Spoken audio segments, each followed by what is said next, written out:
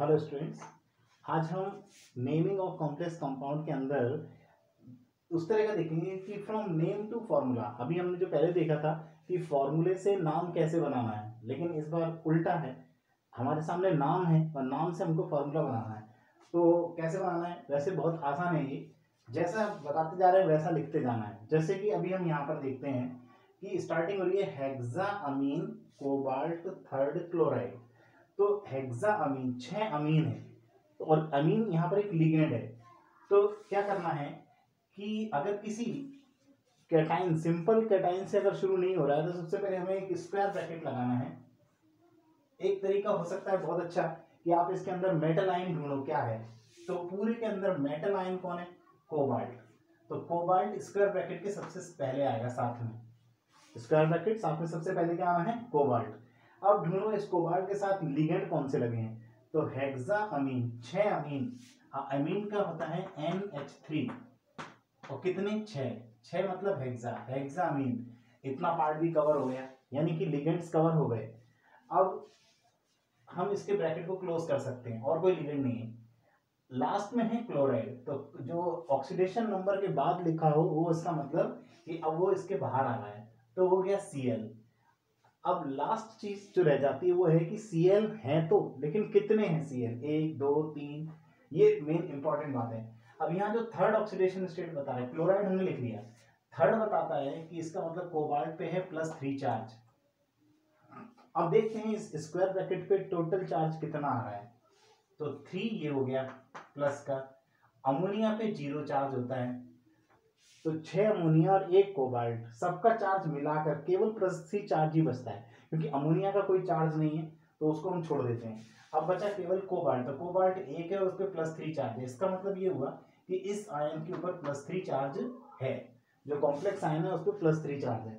अब इस +3 चार्ज को बैलेंस करने के लिए माइनस चार्ज, नेगेटिव भी हमको उतना ही चाहिए। Cl पे होता है 1 नेगेटिव, अब हमें -3 चाहिए। इसका मतलब यहाँ पर Cl जो है वो 3 होना चाहिए नंबर में, और ये इस तरह से इसका फॉर्मूला बन गया CONH3 होल 6 Cl3। ये इसका फॉर्मूला है। अगला देखते हैं। सबसे पहले हम इसमें ढूंढे कि मेटल कौन है। Tetra aqua dichlorido chromium third nitrate, तो क्रोमियम मेटल में जो मिला तो स्क्वायर ब्रैकेट लिया, क्रोमियम लिया। अब अगला काम है, मैं ढूंढूंगा कि इसके अंदर लिगेंड क्या है। पहला लिगेंड दिख रहा है टेट्रा एक्वा। टेट्रा एक्वा यानी कि एक्वा वाटर को कहते हैं, तो H2O, ये हो गए कितने? 4। Tetra aqua, tetra aqua. अगला लिगेंड दिख रहा है मुझे डाइक्लोराइडो, यानी कि Cl जो है वो 2 है, डाइक्लोराइडो। अब यहां पर आकर सारे लिगेंड्स खत्म हो गए और कोई लिगेंड नहीं बचा। अब ऑक्सीडेशन नंबर के बाद आ रहा है नाइट्रेट। नाइट्रेट का फॉर्मूला होता है NO3। अब सवाल आता है कि NO3 कितने हैं? 1 2 3 4, जो भी, वही हमें चार्ज देखना है। क्रोमियम, क्रोमियम का चार्ज बताया गया 3, यानी कि इस पे +3 चार्ज है। वाटर का चार्ज 0, Cl का -1।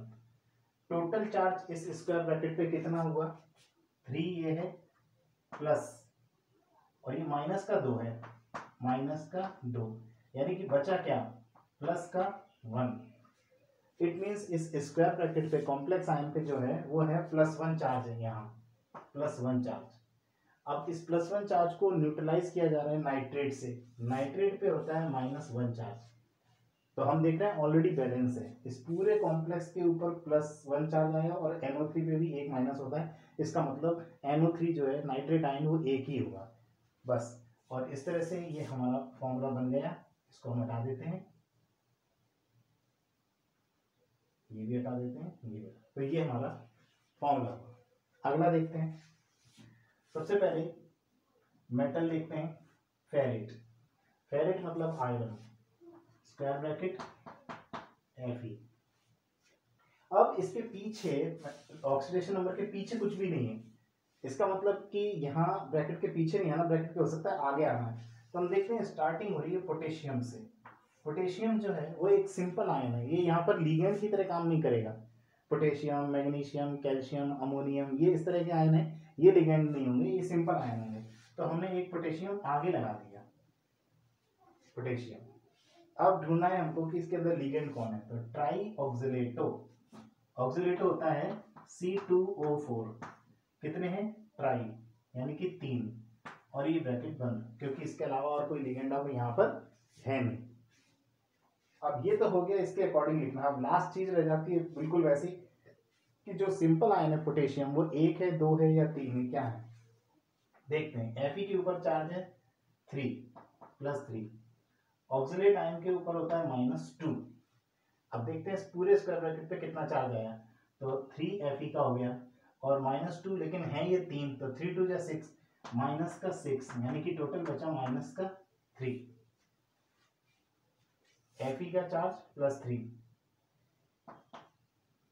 इसमें ऐड किया क्या, 3 ऑक्सिलेट आयन का चार्ज मिलाकर होगा -6, अब +3 और -6 मिलाकर बना -3, इसका मतलब स्क्वायर ब्रैकेट पे जो है वो -3 चार्ज है।